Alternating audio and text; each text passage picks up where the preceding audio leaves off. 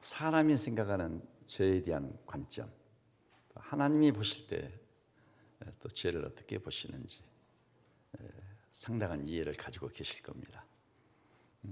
하나님은 너무 거룩하심으로 죄를 차마 보지 못하시는 분이에요. 하나님은 존재론적으로 볼 때 본질적으로도 거룩하신 분이기 때문에 우리를 부르신 목적이 거룩을 이루기 위해서입니다. 또 우리가 몰라서 그렇지 나중에 깨닫고 나면은 거룩에 이르는 부르심이 내게 얼마나 큰 특권이요 축복인지를 알게 됩니다. 그래서 주님께서 내 아버지가 온전한 것이 너희도 온전하라. 내 아버지가 거룩한 것 같이 너희도 거룩하라. 이렇게 말씀하셨어요. 그런데 이 개인이 망하는 것도 죄의 삭선 사망이라고 했어요. 그런데 한 가문이 몰락하는 것도 죄 때문입니다. 한 국가 이런 큰 공동체가 무너진 이유도 다른 것이 아니에요. 죄 때문인 겁니다. 지금 이 나라가 이렇게 시끄럽고 어지럽고 늘 일촉즉발의 위기 가운데 있지만 그 이면을 들여다보면 죄 때문이에요. 그래서 욥기에 보니까 죄 없이 망한 자가 어디 있느냐. 겸손히 이 말씀을 받아야 됩니다. 그렇다면 죄 중에 죄는 어떤 것일까요? 성경에 보니까 용서받지 못할 죄가 없어요. 회개만 하면 상하고 통회하는 심령을 주께서 멸시치 아니하시리이다. 우리 인간은 관 속에 가서 누울 때까지는 죄를 완전히 피할 길은 없습니다. 그럼에도 불구하고 주님께서 회개의 길을 열어놓으신 거예요. 그래서 만일 우리가 우리 죄를 자백하면 저는 미쁘시고 의로우사 우리 죄를 사하시며 모든 불의에서 우리를 깨끗게 하실 것이요. 참된 회개만 하면 히브리서 10장에 보니까 저희 죄와 저희 불법을 다시는 기억조차 하지 아니한다고. 하나님이 기억조차 아니하니 우주 속에서 우리 죄를 흔적도 없이 지워버리신다는 말씀이에요. 놀라운 속죄의 은혜요, 구속의 은혜인 겁니다. 근데 이렇게 모든 죄를 다 용서해 주셔요. 그런데 오직 용서받지 못할 단 하나의 죄가 있어요. 그게 뭘까요? 불신입니다. 살인죄도 용서해 주셨어요. 십자가의 한 강도 평생 나쁜 짓만 했거든요. 아마 살인죄도 지었을 겁니다. 그런데 십자가에서 당신의 나라가 임할 때 나를 기억하여 주십시오. 진정성 있는 신앙의 고백을 했을 때 오늘 내가 나와 함께 낙원에 있으리라. 이런 복음이 어디 있겠어요? 평생 남의 것을 도둑질하고 또 살인죄까지 짓고 온갖 악한 일을 도모한 이 사람, 진실로 회개했을 때 오늘 내가 나와 함께 낙원에 있으리라. 주께서 은혜 주시고 우리 눈을 열어서 오늘 내가 낙원에 나와 함께 낙원에 있으리라는 이 구원의 말씀, 이 복음의 말씀을 깨달아 이 복음을 풍성하게 누리는 우리 성도님들이 되시기를 주님의 이름으로 축원합니다. 그 살인죄도 용서해 주셨어요. 또 간음죄도 용서하셨는데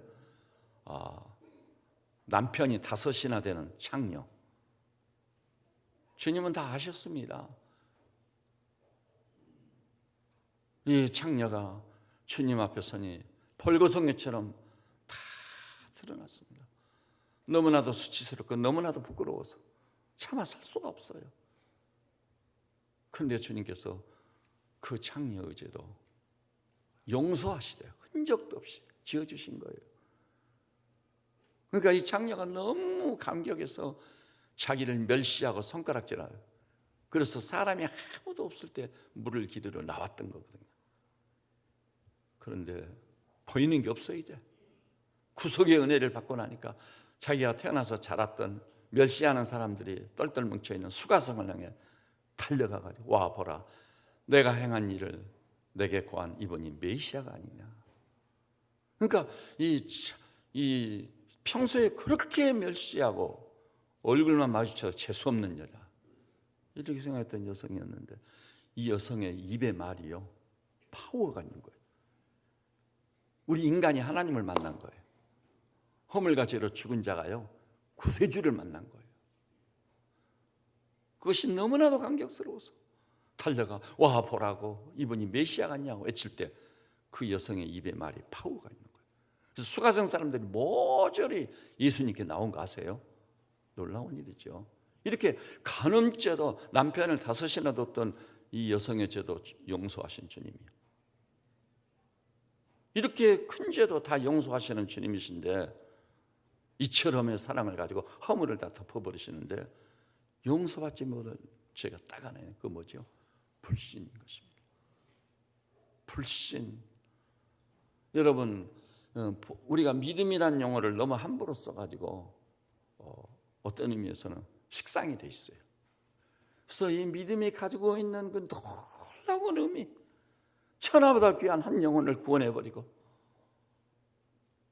허물과 죄로 죽었던 자를 살리고, 이 은혜가 너무나도 커서 구속을 받을 때 일어난 사건을 중생이라고 하지 않아요. 거듭난다고, 다시 태어난다고. 여러분, 우리 인간이 구원받는 길은 한 길밖에 없어요. 믿음의 길밖에 없습니다. 구원도 믿음으로, 성령도 믿음으로, 응답도 믿음으로. 믿음에 대해서 주님은 놀라운 보장을 많이 해주셨어요. 내 믿음대로 될지어다. 영광이에요. 우리가 믿음에 대해서 엄청난 각성이 있어야 될 줄 알아요. 살인죄도 간음죄도 다 용서해 주시지만 용서하시지 않는 단 하나의 죄가 불신입니다. 물론 이 믿음이라는 것은요, 이 분량이 각기 달라요.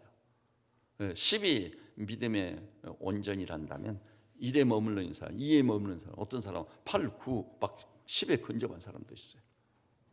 그래서 이 믿음이 너무 하나님이 보시는 견해나 관점이 맞아요. 히브리서 11장 6절 보니까 믿음이 없이는 기쁘시게 못하나니, 하나님께 나아가는 자는 그 하나님이 살아 역사하시는 분이라는 것과 자기를 찾는 자들에게 상 주시는 이심을 믿어야 할지니라. 정말 놀랍습니다. 오늘 여기 나오시는 사랑하는 우리 형제자매님들이시죠. 이 아침 심히 연약한 사람을 통해 하나님께서 말씀을 주고 계십니다. 믿음입니다. 믿음이 없이는 기쁘시게 못한다는 것을 명심하시고 여러분의 신비에 각인시키시기를 바랍니다. 옛날에 어른들 신앙생활하는 거 보면요, 죄를 지었을 경우 그 죄를 다 모으고 모아서 부흥회가 있는데, 가을쯤 부흥회가 있거든요. 그런 심령 부흥회 때 그 죄를 다 회개해서 용서받을 생각으로 그 죄를 모으고 모으는 사람들이 있어요. 굉장히 어리석은 짓입니다. 주님이 그걸 기뻐하시지 않아요.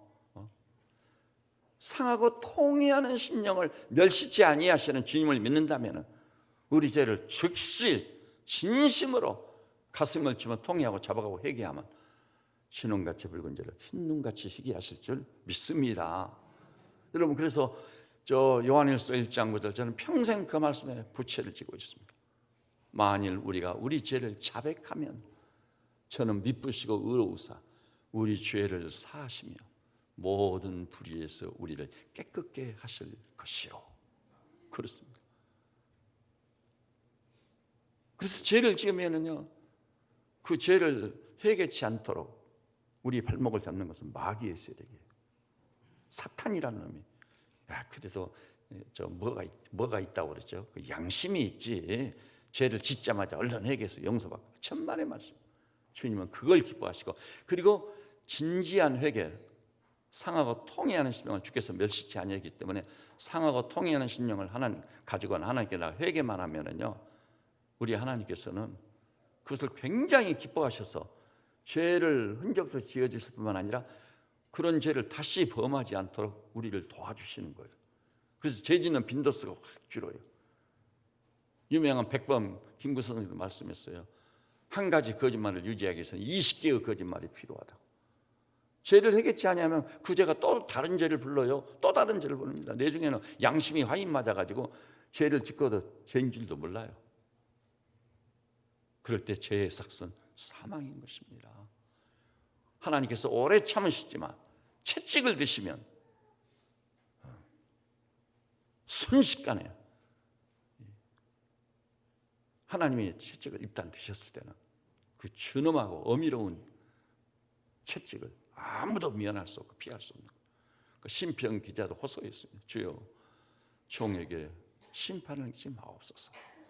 주의 목전에는 의로운 인생이 없사옵니다.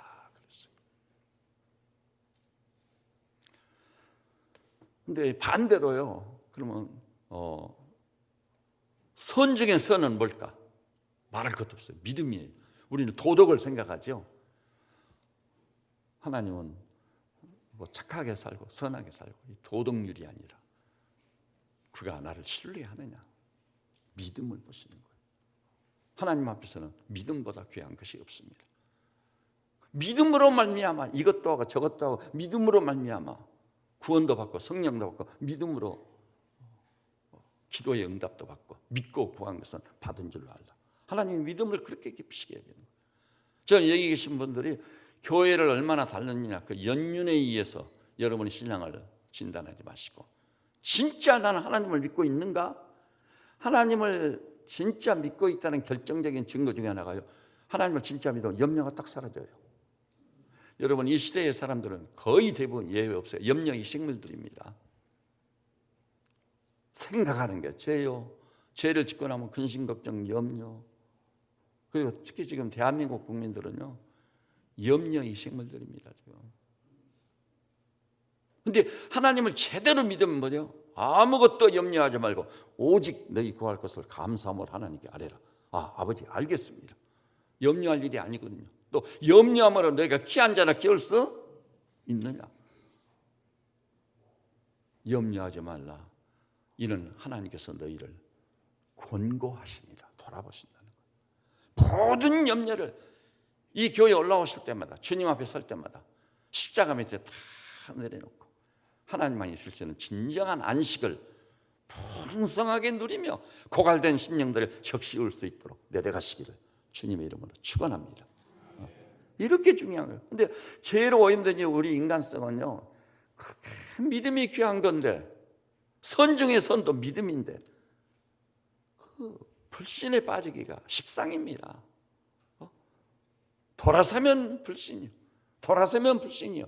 마귀라는 놈이 자기를 주장해서 이 그런 불신의 죄에 빠지게 만드는데 그걸 전혀 몰라요. 당연한 것으로 받아들여요. 바로 이 시간부터요. 이 예배당에서 일어나시기 전에 여러분 염려스럽고 수고롭고 무거운 짐들 십자가 밑에 다 내려놓으시기를 바랍니다. 그 믿음이 있으면 내려놓는다는 게 무슨 말인지 알아요. 우리의 불신이 어느 정도냐? 이 뿌리 깊은 불신, 이 뿌리 깊은 불신. 출애굽 때 봐보세요. 세계 최강의 대제국 애굽의 바로도 하나님이 굴복시켜가지고 출애굽을 허용하지 않아요. 빨리 나가라고 빨리 나가라고 막 은금을 모아서 막 주면서 빨리 떠나라고. 그렇게까지 하나님이신데도 홍해 앞에 딱 왔습니다. 아이고 여기서 우리는 물에 수장되어 죽는구나. 금방 또 걱정하고 염려하고 의심하고 불신에 완전히 빠져버린 거야. 모세를 향해 왜 우리를 인도해서 이 홍해 바다에 수장시키려느냐. 불평하고 원망이 하늘이다. 그때 하나님께서 긍휼을 베푸셔서 홍해를 갈라 마른 땅을 건너게 바로를 굴복시켰고 홍해를 가르셨으면 알만도 하지 않아요. 근데 또 불신에 빠져. 쓴물이 나온다고. 그거 하나님께 맡기고 기도하면 될 일이요. 왜 하나님 거기서도 쓴물이 단물이 되게 하시지 않아요? 정말 우리 인간의 이 뿌리 깊은 죄악, 이 불신의 죄악. 그래서 이 죄는요, 이 용서받을 수 있는 단 하나의 죄가 불신이고요. 하나님이 가장 기뻐하시는 것이 오직 믿음인 겁니다. 오직 믿음이에요. 이 기독교는요, 도덕적인 윤리적 종교가 아니에요.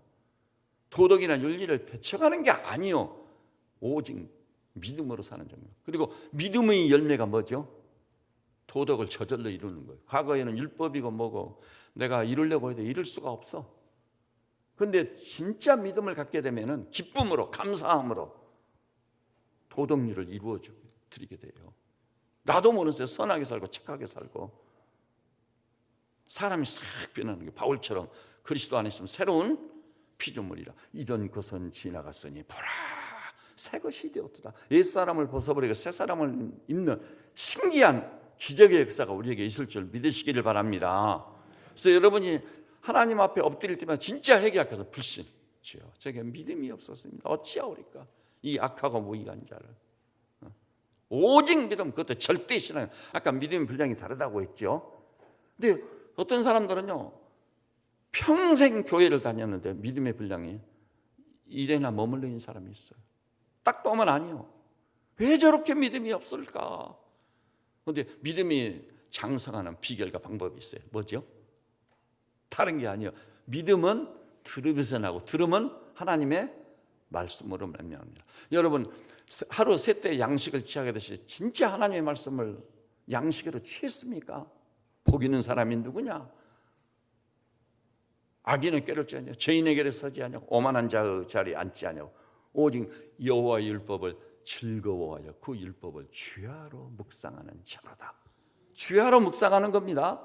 신앙의 초입에서는 어떻게 밥도 안 먹고 밤낮 기도만 하고 말씀만 보라는 말이에요. 그거 아니에요. 밥 먹으면서도 하나님 말씀을 주제로 나누는 거예요.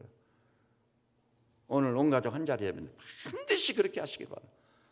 이런 얘기 저런 얘기 쓸데없는 얘기하다 보면 불평하고 원망하고 걱정하고 염려하고 온 가족이 침체에 빠져버리고 아니에요. 말씀을 생명의 양식으로 나누는 거예요. 혹시 가족 중에 염려스러운 일을 만났어요. 야 염려하지 말아라. 너희 모든 염려를 주께 맡겨버리라고 했다. 그러면 주께서 이루시고 이 얼마나 놀라운 일이냐. 하나님이 아니고는 해결될 수가 없다. 확실히 신앙의 길로 생명의 길로 인도하는 우리 성도들 다 되시기를 주님의 이름으로 축원합니다. 자녀들도요 부모님이 그냥 탄식을 하면서 근심 걱정 염려 그 일이 어떻게 될지 모르겠다 하면 아빠 엄마 교회 몇 년 다니셨어요? 영적으로 은근히 자식으로서 강력한 고민 조금 좀 나쁜 말을 표현하면 영적 질책이 좀 필요한 거예요. 교회를 얼마나 다니셨는데 그런 염려 하나 주님께 맡기지 못하세요? 성경은 어디를 봐도 그리고 염려란 말, 의심이란 말 자체가요 히라보에서 원래 뜻은 갈기갈기 찢어버린다는 것이죠. 염려하고요 의심하면 우리 마음을 갈기갈기 찢는 거예요. 치명상을 입는 거예요. 오늘 여기 나서 우리 믿음의 실거든 오직 믿음, 절대 신앙으로 살아가는 승리하는 우리 성도들 다 되시기를 진심으로 축복합니다. 우리 기독교가 저는 믿음의 종교가 얼마나 감사한지 몰라요. 만일 불교나 전부 다른 종교처럼 윤리나 도덕적 차원의 종교였다면 아이고 괴로웠어요. 조금 좀 선하게 살지 못하면 조그만 죄를 짓고 나면 양심이 깨끗한 사람은 양심의 가책을 죄책감이 사로잡히고 정신위생적으로 아주 안 좋은 거예요. 근데 예수 믿는 사람들이 세계적으로 통계를 할 때 그렇게 건강이 좋고 학력이 좋고 수입이 좋은 이유가 돼요. 믿음으로 하니까. 따라서 합시다. 절대 신앙, 오직 믿음으로 살겠습니다. 그런데요, 복음 중에 복음인 부활을 놓고도 이었지 않아. 믿음이 없어 무슨 죽은 자가 살아난다고 하느냐. 여러분 우리 인간은요 부활이 없으면 절대 안 되거든요. 부활이 없으면 뭐죠? 우리는 죽으면 그만인 거예요. 한 집에 흙으로 썩어서 돌아가 볼 뿐이에요. 이런 허무한 인생이 난다면 죽음으로써 그만인데 뭐 부부가 무슨 남녀간의 사랑 애정이 무슨 의미가 있어. 그러니까 이 부활의 신앙에서 멀리 지금 떠나갈수록요 죄질이 아주 나쁜 죄를 져요. 믿음이 없으니까. 그래서 요즘 사회적인 문제로 부각되고 있는 게 뭐죠? 데이트 폭로. 남녀가 만나가지고 처음으로 전기에 끌리듯이 끌려가지고 얼마나 사랑해요. 근데 데이트하면서 폭력을 행사하네. 심지어 데이트하다가 사람을 죽여. 재질이 너무 나빠서. 왜요? 죽으면 그만이라는 천박한 인생을 가지고 있는 거예요. 죽으면 그만이다. 그러면 못할 짓이 없는 거예요. 도스토옙스키가 그랬잖아요. 하나님이 안 계시고 부활이 없다면 못할 짓이 없다. 그래서요, 너무 놀라운 일은 마가복음 마지막에 보니까 우리 예수님이 부활하셔가지고 여인들에게 나타났거든요. 그래서 그 여인들이 너무나 충격을 받아가지고 제자들한테 달려가가지고 예수님이 부활하셨고 마리아에게 보이셨습니다 해도 믿지 아니하더라. 부활의 주님을 만나봤으니 얼마나 아까 그 수가성 여인의 얘기를 했잖아요. 예수님을 만나고 나니까 이 말에 능력이 있는 겁니다. 그런데 부활한 주님을 직접 만나보는 엄청난 환희와 감격을 가지고 가서 우리 주님이 부활하셨습니다, 마리아에게 나타났습니다 하는데도 믿지 아니하더라. 엠마오 도성의 두 제자가 부활의 주님을 정확히 만나버리지 않아요. 그래가지고 내려가던 길을 돌이켜서 예루살렘에 올라가 제자들한테 부활의 주님 살아나셨고 우리하고 길을 같이 동행했으며 떡을 같이 뗐다. 다시 사신 주님을 확실하게 증거했어요. 그 입의 말이 얼마나 능력이 있겠어요. 엄청난 환희와 감격이 있는 거예요. 그런데 제자들이 했대요. 허탄한 듯하여 믿지 아니하더라. 그러면 정말 부활이 믿을 수 없는 것이었을까요? 여러분, 제가 오늘 시간 관계상 간단히 얘기하겠는데요. 부활의 결정적인 증거, 여러분 인류 역사상의 부활을 증거하는 가장 설득력 있는 부활의 증인이 누구죠? 성경 인물 빼놓고요. 게리 하버머스입니다. 게리 하버머스 이 사람은요, 제가 그 기록을 해가지고 왔어요. 정말 놀라운 사실입니다. 1988년부터 88년, 98년, 2008년 약 20년간요 부활을 주제로 쓰여진 책 1,400권을 수집했습니다. 1,400권입니다. 자그마치 20년 동안 그 책을 불철주야 밤낮으로 추적을 해봤어요.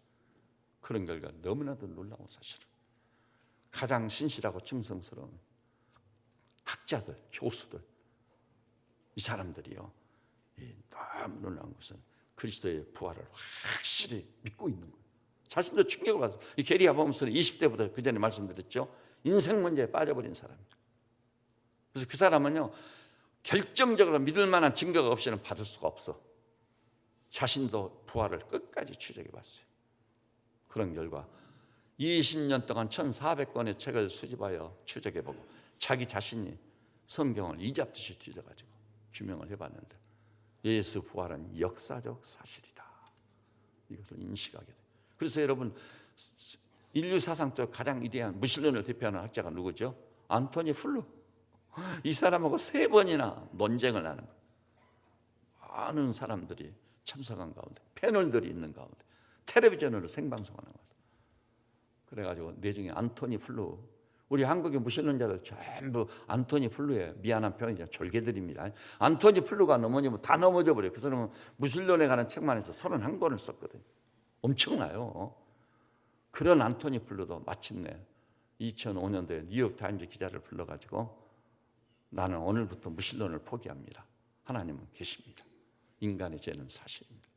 그리고 또 그리스도를 확실히 믿고 새 사람이 되어서 2008년도 죽기 전에 마지막 책을 한 권 썼는데 그 책 이름이 뭐라고요? 존재하는 신. 이 책으로 인생을 마감하고 부름받아 갔습니다. 그럼 그런 대학자가 부활을 증거했다고 해서 그래서가 아니라 모든 사람이요 부활의 사실성을 받아들이는 결정적인 이유가 하나가 있어요. 빈 무덤입니다. 빈 무덤. 예수님이 돌아가셨다는 사망이 확실히 확인됐거든요. 이 로마의 통치권자를 대신해서 빌라도라는 로마의 총독, 엄청난 권세를 가진 자예요. 로마 총독이 영맹스러운 로마의 백부장을 불러가지고 예수가 죽었느냐 확인하는 거예요. 그가 죽은 것이 분명하다고 하니까 시체를 내주시면 우리가 장례를 치르겠다고 하는 아리마대 요셉에게 시체를 내줬어요. 그러니까 빌라도가 백부장이 주님의 죽으심을 확인한 거예요. 그 다음에 아리마대 요셉은 예수님 편이거든요. 예수님의 제자예요. 근데 그런 사람들이 예수님의 장례를 치렀다는 건 뭘 의미하는 거예요? 예수님이 분명히 돌아가셨다는 것을 의미하는 거예요. 그리고 그 장례식장에 참여자가 누구였을 것 같아요? 우리 주님의 사랑하는 가족들, 사랑하는 제자들, 이들이 예수님이 덜 죽었다면 최선을 다해 살렸을 거 아니에요. 죽은 것을 확인하고 낙심하면서 절망하면서 아리마대 요셉이 들어가기로 예정된 그 무덤에다가 매장을 했던 거예요. 그리고 무덤 매장할 때 못으로 1톤에 해당되는 커다란 바위로 무덤 문을 막아버렸습니다. 그리고 로마 황제의 도장이 찍힌 것으로 봉인, 학술적 용어예요. 봉인. 그 봉인이 손상을 당하러 찢기면 파수꾼들은 죽는 겁니다. 로마법이 세계 모든 나라의 법에 영향을 미치거든 아시죠? 로마법은요, 그 점령한 유럽 전체를 무엇으로 다스렸겠죠? 법으로 다스린 거예요. 참 로마법이 아주 어미롭습니다. 그래서 로마 황제의 도장이 찍힌 것으로 무덤을 봉인해버린 거예요. 그리고 동서남북 사면으로 4명씩 16명의 세계를 정복한 정복전에 동원된 로마의 군사들이 다 지키고 있는 거예요. 그런데 놀랍게 금요일날 그 일이 일어나는데 토요일 안식일이 지나고 주일날, 지금 주일이죠, 주일날 새벽에 무덤이 비어버린 거예요. 돌멩이는 굴려가고 바위는 굴러가 버렸어요. 파수꾼은 어떻게 됐죠? 죽은 자처럼 되니라 기절해버린 거예요. 주님이 부활하실 때 그 놀라운 영적 사건 때문에 기절해버렸습니다. 그리고 여인들이 가서 빈 무덤을 확인했어요. 베드로, 요한도 무덤에 들어가서 빈 무덤을 확실히 확인했습니다. 그래서 그 이후에 사람들은 이렇게 묻게 됐어요. 왜 무덤이 비었느냐? 빈 무덤의 이유.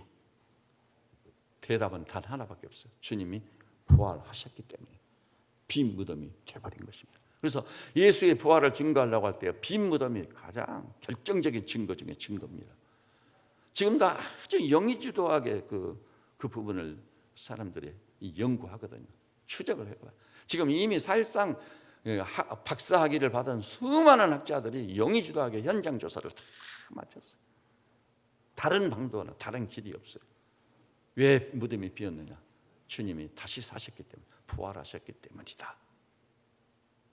여러분, 저와 여러분도요, 학자들의 글을 통해서 빈 무덤을 확실히 확인하고 주님이 사셨구나, 할렐루야, 부활의 주님을 찬양합니다. 그런 성도들 되시기를 바랍니다.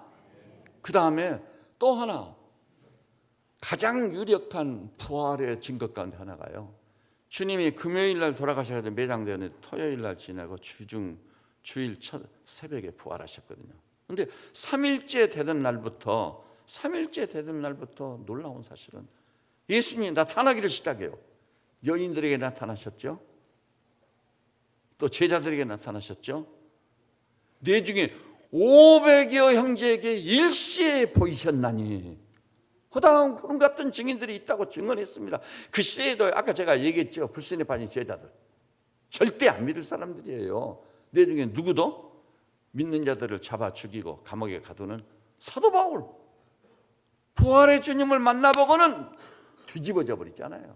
이 부활을 제대로 믿으면, 온전한 믿음을 갖게 되면 존재 자체가 바꿔져요. 새로운 피조물로 변화되는 것입니다. 이전 것은 지나갔으니 보라 새 것이 되었다. 놀라운 변화가 있다는 것을 확실히 아시고 믿으시기를 바랍니다. 그래서 나는 진짜 부활을 믿는 자인가 자신을 진단하고 검증을 반드시 해야 돼요.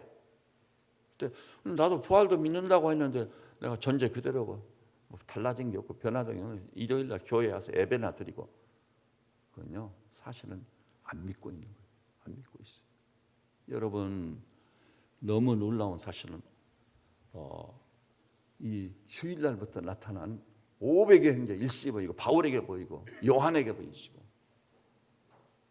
허다한 구름 같은 증인들이 다 봤습니다. 그래서 부활을 증거하는 사람들은요 뭐라고 했죠? 자신을 이 일의 증인이로다. 목숨 걸고 증인이라고. 오늘 본문의 도마도 보니까 원래는 믿었어요, 안 믿었어요? 부활하신 주님을 만나본 제자들이 못자국 창제까지 확인을 했었거든요. 토마가 내중에 합류를 위해서 오니까 토마야 어디 다녀왔느냐고. 우리 주님이 부활하셨다고, 다시 사셨다고, 창자국 못자국도 우리가 봤다고.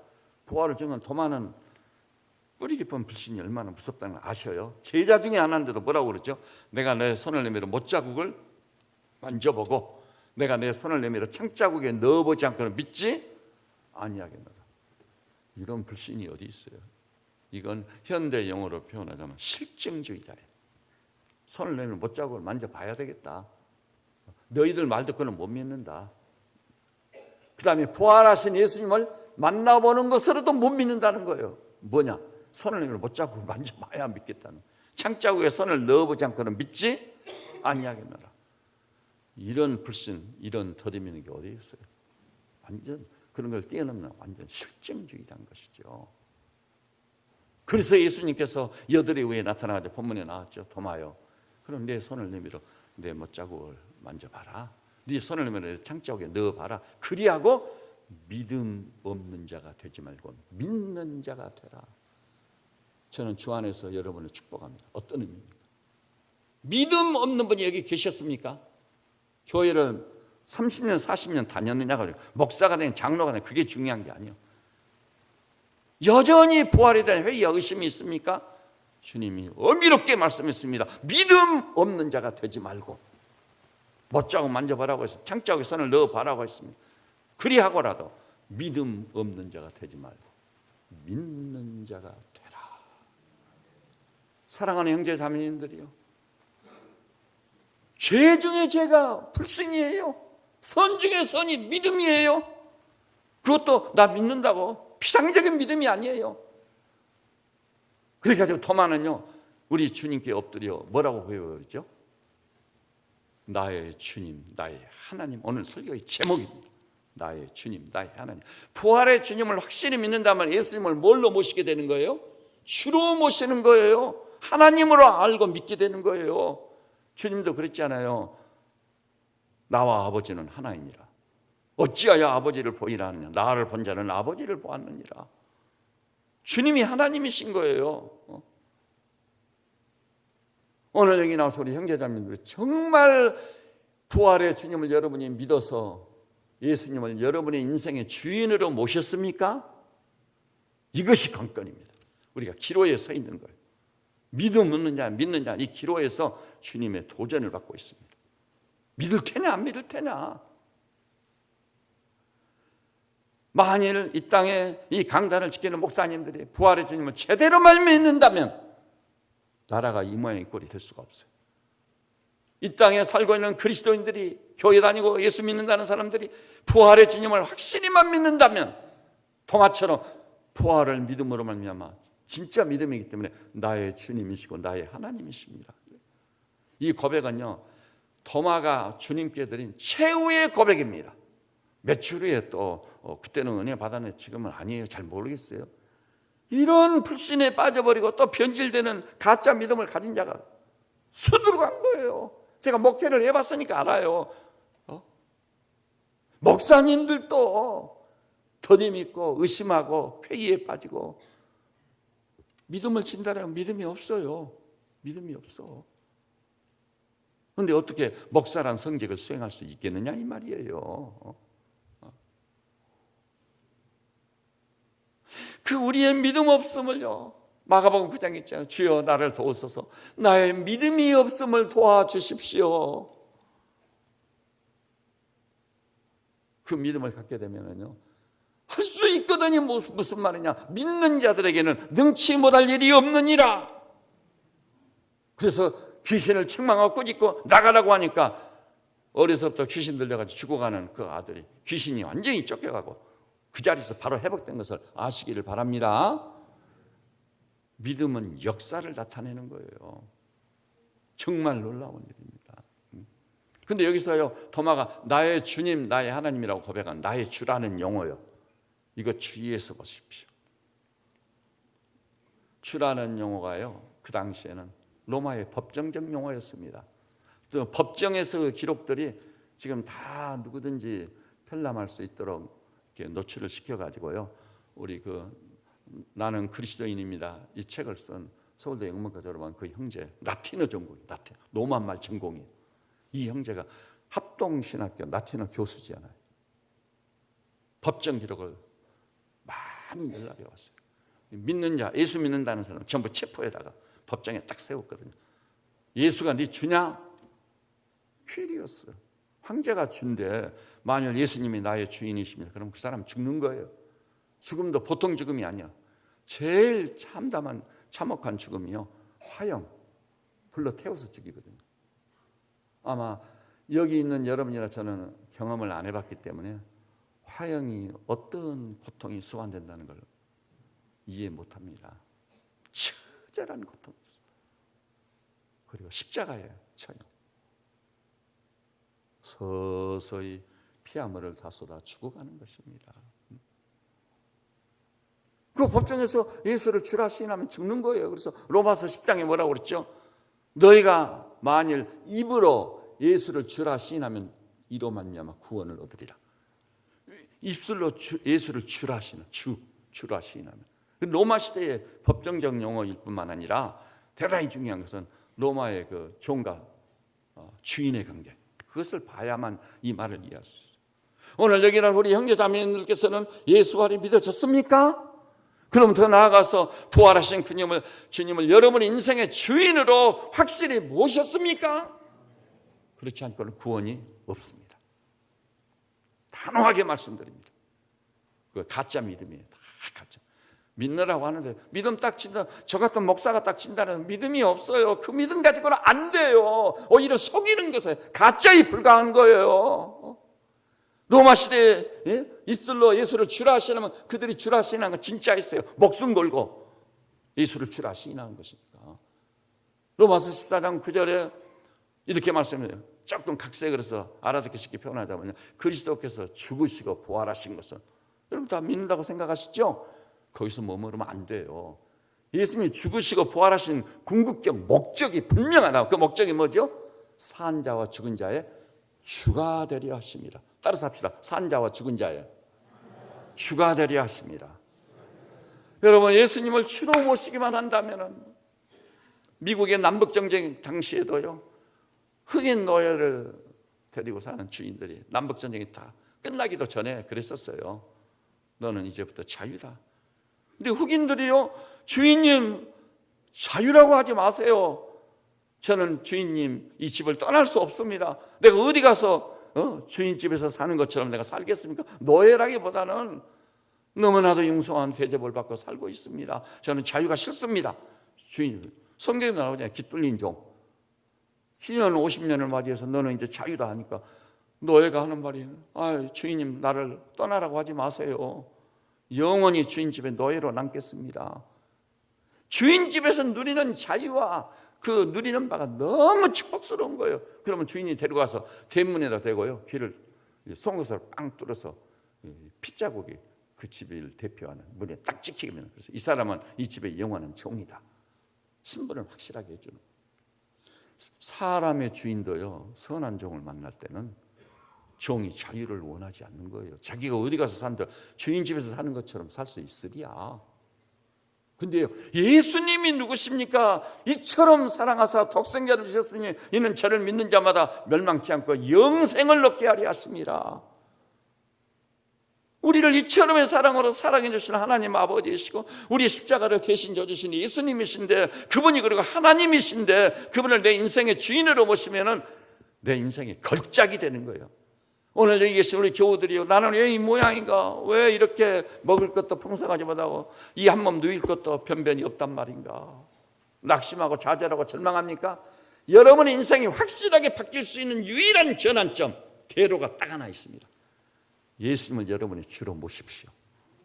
그리고 순간순간 크고 적은 모든 일, 범사에 그를 인정하라. 그리하면 너희 길을 지도하시리라. 주님이 포도나무고 우리는 가지가 됩니다. 그래서 순간순간 포도나무 대신 주님께 붙어가지고 거기 생명의 수액을 공급받으면 주님 정말 고맙습니다. 오늘도 새날을 열어주시네요. 전쟁의 위기 때문에 일촉즉발의 위기로 불안해하지만 주님 주시는 놀라운 안식과 평안이 내게 있습니다. 주님의 내게 아무도 없습니다. 이번 금요일날 저녁에 봤던 위대한 말씀입니다. 하늘에는 주밖에 누가 있으며 땅에서는 주 예외 내가 사모할 리가 누굽니까? 오직 주님이요, 오직 주님.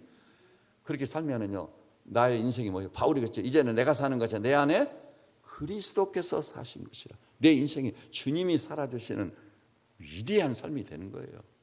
여러분의 쉽게 얘기하자면은 팔자가 고쳐지는 거예요. 너무 놀라운 거예요. 여러분의 인생이 확 뒤집히는 거예요. 정말 교회를 그렇게 다니는데 어찌하여 믿음이 없느냐? 맨 믿음 없는 얘기만 하고 있느냐? 그 때문에 이 목사가 받는 상처를 모르세요? 정말 주님 앞에서 땅을 치며 통곡하고 싶어요. 20년 다녀도 소용없어. 40년 다녀도 소용없어. 임직을 해도 소용없어. 밤낮 믿음 없는 얘기만 하고 있어. 오늘 이 자리에 나오신 형제자매님들이시죠.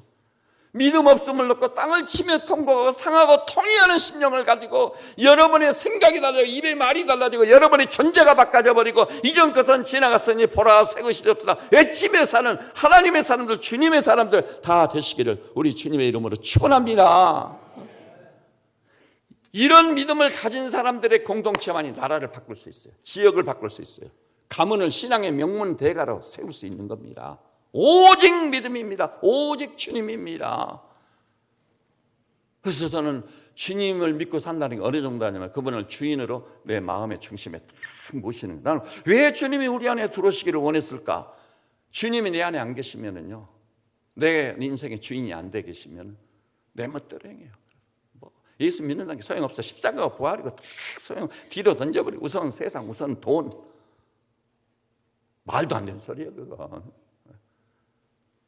진짜 주님이 그래서 우리 안에 들어오시고 싶었던 거예요. 그래서 누구든지 내 음성을 듣고 문을 열면 내가 그에게로 들어가. 그로 더불어 먹고 그는 나로 더불어 먹으리라. 예수 그리스도께서 너희 안에 계신 줄을 알지 못하느냐? 그렇지 아니하면 너희가 버려온 자니라. 너희 몸이 하나님의 성전인 것과 성령이 너희 안에 거하는 줄 알지 못하느냐? 하나님의 성전을 더럽히는 자는 하나님께서 멸하시느니라. 오늘 여러분 잘하셨습니다. 개성도 다르고 태어날 때 가지고 나온 것은 다 육으로 난 것은 육일 뿐이라고 그랬어요. 여러분 자신이 십자가에 못 박혀 죽어야 돼요. 그리고 이제는 내가 사는 게 아니라 내 안에 그리스도가 산다고 외칠 수 있는 그리스도의 내주를 확인하고 그리스도를 내 인생의 주인으로 여러분의 마음의 왕자에 모시고 사사건건 주님과 의논하면서 여쭤보면서 주님의 뜻대로 지금은 내게 불리할지라도 주의 길로 가는 성도들 되셔서 저는 우리 새벽 저녁기를 치료한 양무리들이 정말 여러분의 인생이요 그리스도 안에서 이 걸작으로서 인생이 되시기를 주님의 이름으로 축원합니다. 기도하십시다. 하나님 아버지, 우리는 신앙과 불신이 얼마나